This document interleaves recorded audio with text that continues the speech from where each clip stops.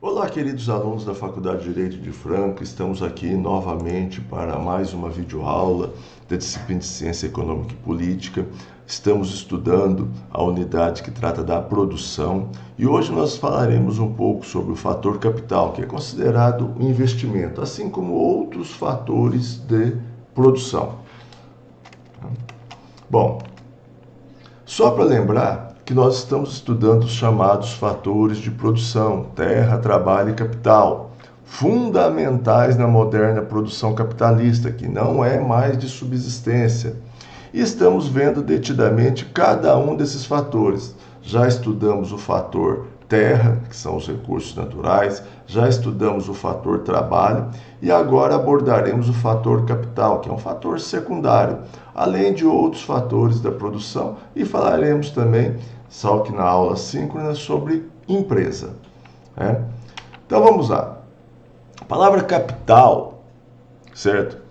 Se define como qualquer bem econômico que pode ser utilizado na produção de outros bens ou serviços, certo? Outros bens ou serviços. A palavra capital pode ter inúmeros significados, mas quando a gente fala de capital como fator de produção, nós queremos entender todos os bens criados pelo homem e que não foram destinados a um consumo direto.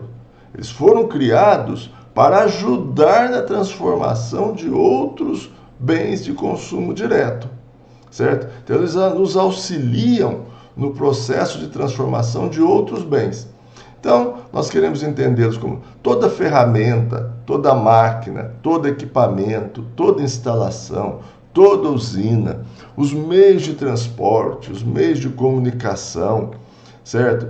Todos eles também tratados como bens de produção. É lógico que o capital em recursos ele pode servir para a compra de capitais de produção, de máquinas, ferramentas, equipamentos, mas o capital em dinheiro ele pode ser utilizado também para consumo. Então, quando a gente fala a palavra capital como fator de produção, certo? Nós queremos entender tudo aquilo que o homem construiu para ajudá-lo no processo de transformação. É considerado um fator secundário, criado a partir da junção dos outros dois fatores, que são os fatores originais, que são os recursos naturais, o fator terra, e o homem, o fator trabalho, certo?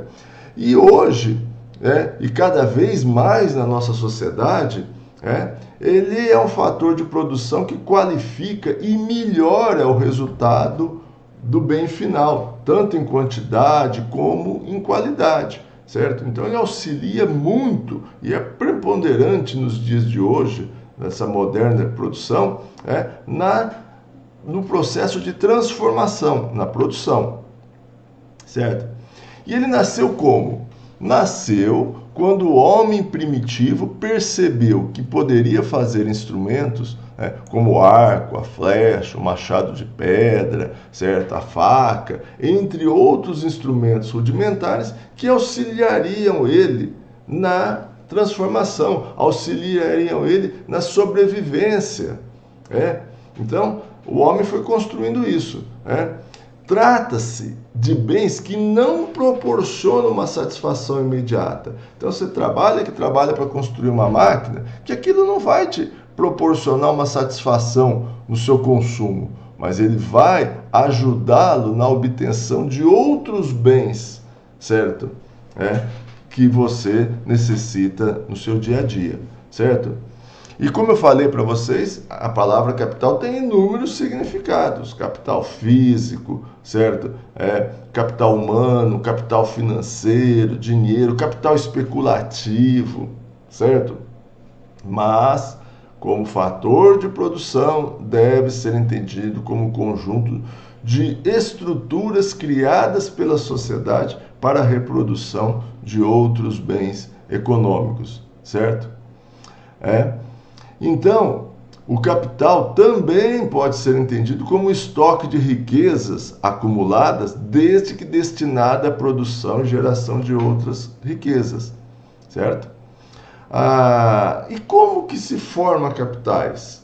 Como que se formou capitais? Então, veja bem, A formação e acumulação de capitais normalmente se dá pela renúncia a um consumo presente em nome de um consumo maior, certo? Ou seja, deixar de produzir algo para consumo imediato e produzir um bem de capital que possa servir para acelerar a produção de outros bens para um consumo posterior mais abundante. Então vamos imaginar o seguinte, um exemplo bastante rudimentar que eu quero dar para vocês. Vamos imaginar que um pescador, certo? O trabalho dele é pescar, certo? Então todo dia ele vai lá, pesca isso, aquilo, com um instrumento bem rudimentar. E todo dia ele consegue, na sua atividade de pesca, ele consegue pescar 10 unidades, 10 peixes, por exemplo. E esses 10 peixes ele utiliza para o seu consumo. Todo dia ele vai lá, pesca 10 e utiliza para o seu consumo. Ou então ele troca aquele peixe por outro produto que auxilia no seu consumo. Então todo dia ele tem 10 unidades para a sua vida. Num determinado momento, o que ele faz? Ele, além de produzir esses 10, ou ele sacrifica um consumo presente, ele pega, eu produzi 10, eu vou tentar consumir só 8 e pegar 2 unidades daqui e guardar o fruto dela, certo? Vou guardar o fruto dela, certo? Vou guardar, vou vender ele, vou guardar o recurso de 2. Quer dizer, eu sacrifiquei um consumo presente, que eu poderia estar consumindo. E vou guardando dinheiro, vou guardando um recurso, e com esse recurso, amanhã depois, eu compro uma rede. O que a rede representa para o pescador? Certo? É o capital, é aquilo que ele construiu ou que ele adquiriu para auxiliá-lo no processo de transformação. Então o que vai acontecer? Com uma rede, ele não vai pescar mais 10 unidades por dia, ele vai conseguir pescar 20 unidades por dia, certo? Então ele sacrificou um consumo presente em nome de construir capitais para auxiliá-lo no processo de transformação, né? E aí ele consegue, com a rede, pescar 10 unidades, então ele melhora o consumo dele. E ele faz a mesma coisa, ele consome 15, por exemplo, e guarda 5 unidades, o fruto de 5 unidades, para daqui a um tempo ele comprar um barco. O que o barco vai representar para ele? É o capital que ele não consome, que ele não usa para o consumo presente, mas que vai auxiliá-lo a ele pescar mais longe. E aí, em vez de pescar 10 unidades com um instrumento rudimentar, ele vai ter um barco, ele vai poder ir mais longe, ele vai poder utilizar uma rede, certo? Então, a rede, o barco, não satisfaz o consumo dele presente, mas ajuda ele no processo de transformação, de conseguir obter mais resultado. Então, renúncia a um consumo presente em nome de um consumo futuro maior. Ou seja, ele deixa de produzir algo pelo consumo imediato, que ele poderia estar consumindo, gasta tudo que ele produziu, ele consome, certo? Então ele deixa de produzir algo para o consumo imediato, sacrifica um consumo presente, em nome de construir capitais para a produção de outros bens maior no futuro, certo? Isso ocorre em todos os setores, né?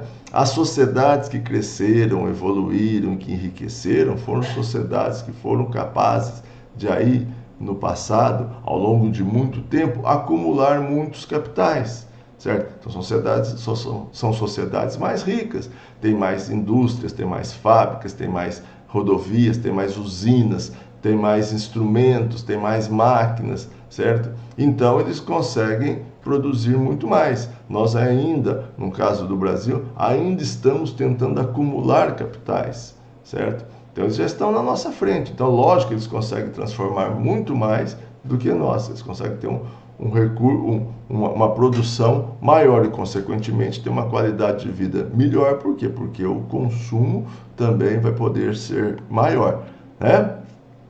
Aí, dizemos que quanto maior a quantidade de capital uma sociedade dispõe, maior será seu coeficiente de potencialidade transformativa, certo? Então, e sua formação e acumulação deriva da capacidade de investimento de uma sociedade, né? E, obviamente, quanto mais cedo as sociedades começaram no processo de acumulação, né, maior a quantidade de capitais acumulados. Então, a industrialização, por exemplo, no Brasil, nós começamos a acumular capital quando? Década de 30, década de 40, enquanto os ingleses começaram em 1770, 1780, 1800. Então, logicamente, eles têm uma quantidade maior de capitais à sua disposição e consegue transformar muito mais, certo? E, logicamente, as sociedades devem buscar, né, acumular capitais ou conseguir maiores investimentos em bens de capital para, né, que aquela sociedade tenha um crescimento mais vigoroso. Quem planta hoje colhe mais amanhã depois. Quem investe mais hoje, colhe mais no futuro. Tá ok? Bom, então esse é o chamado fator capital. Então nós estudamos o fator terra, o fator trabalho e agora o fator capital, certo? Essa é a divisão clássica dos fatores de produção: terra, trabalho, capital. Alguns outros economistas incluem entre os fatores de produção, certo? Outros fatores, né? Outros fatores. Nós vamos abordar aqui, mas nós não vamos tratá-los como fatores de produção. Os fatores de produção clássicos são 3: terra, trabalho e capital. Para por aí. Mas existem outros fatores de produção muito importantes na sociedade nos dias de hoje, certo? Capacidade empresarial, considerado por alguns economistas como chamado fator organização, imprescindível nos dias de hoje, certo? A gestão empresarial, métodos de produção, certo? A organização, a melhor forma de organizar a empresa, certo? De combinar os fatores de produção, são o fator organização dentro do processo, certo, produtivo, é importantíssimo, imprescindível nos dias de hoje. Nós vamos abordar também melhor essa questão quando nós falaremos, ainda na aula de hoje, na aula síncrona, que nós falaremos um pouco sobre empresa, certo? Bom, outro fator acrescentado à divisão clássica e muito determinante nos dias de hoje é a chamada capacidade tecnológica. Certo? A capacidade tecnológica pode se dividir em invenção, inovação, operação, certo? Invenção trata da capacidade de pesquisa, a inovação, a capacidade de aplicar a tecnologia no processo de produtivo, certo? E a operação, a capacidade de operar as atividades de produção. Em síntese, certo? Não é tão importante essas três categorias aí, mas é importante, e eu acho que fica bem claro para todos nós, o quanto é importante para a moderna produção capitalista essa capacidade tecnológica aplicada ao processo produtivo, certo? Que permitirá um resultado, uma produtividade, um resultado final maior. E se o resultado final for maior, tanto melhor será a capacidade de consumo e de qualidade de vida daquela sociedade. Então, produzir é muito importante. Nós ficamos o tempo todo fazendo isso. E todos os elementos indispensáveis a esse processo devem ser inseridos nesse processo produtivo. Para nós, certo? Basta a gente conhecer os chamados 3 fatores de produção, que isso vocês vão ouvir falar sempre: terra, trabalho, capital, saber da importância, do que representa cada um, certo? Num curso de economia, num curso de administração, ficam o tempo todo estudando as melhores técnicas, certo? Para obter os melhores resultados, mas utilizando ainda esses chamados 3 fatores de produção: recursos naturais, recursos humanos e recursos de capital, certo? Bom, a capacidade tecnológica está muito condicionada ao tipo de atividade desenvolvida pela empresa. Muitas atividades são de muito difícil mecanização, certo? E a capacidade tecnológica de investimento está muito limitada pela capacidade financeira da empresa. Empresas mais lucrativas conseguem investir mais, certo? Países mais desenvolvidos conseguem investir mais em ciência, tecnologia e pesquisa. E isso, certo, vai dar um resultado, certo, melhor lá no futuro, certo? Esse é o grande desafio, né? Países ricos investem mais e investem mais, quem planta mais, colhe mais lá no futuro, certo? Lembrando o seguinte, algo que eu quero continuar comentando e discutindo com vocês, certo? Embora a tecnologia possa potencializar as atividades econômicas, elas também podem trazer alguns problemas, principalmente a curto prazo, que é o desaparecimento de postos de trabalho, a marginalização de algumas regiões, né? A marginalização de países menos desenvolvidos que não conseguem acompanhar as rápidas mudanças tecnológicas. As transformações sempre existiram, as transformações sempre vão existir. É preciso que o homem também tenha capacidade de se adaptar a essas mudanças tecnológicas. Aqueles que não têm capacidade de se adaptar a essas mudanças tecnológicas, essas transformações que não podem ser detidas e que não serão detidas, certo? Consequentemente terão maiores dificuldades, certo? Então o mundo está em constante transformação e o homem tem que ter a capacidade de se adaptar a ela. As sociedades têm que ter a capacidade de se adaptar a elas. Senão, alguns vão sofrer marginalização, postos de trabalho poderão ser desaparecidos, né? Regiões poderão sofrer um pouco mais, certo? Bom, há muito que se pode falar sobre capacidade tecnológica, sobre outros fatores de produção necessários ao processo produtivo. Mas isso fica mais, certo? Vamos deixar mais para os economistas, para os administradores, que essa é a função deles. Vocês estão fazendo direito, importante, principalmente para vocês, é conhecer os chamados, né, fatores de produção, entender minimamente o que é cada um deles. Agora, muito obrigado pela atenção até o momento. E agora, na nossa aula síncrona, dentro de instantes, nós discutiremos melhor esses assuntos abordados aqui, esclareceremos algumas dúvidas dessa videoaula, assim como nós estudaremos outros tópicos dessa unidade, principalmente o tópico que trata da empresa, certo?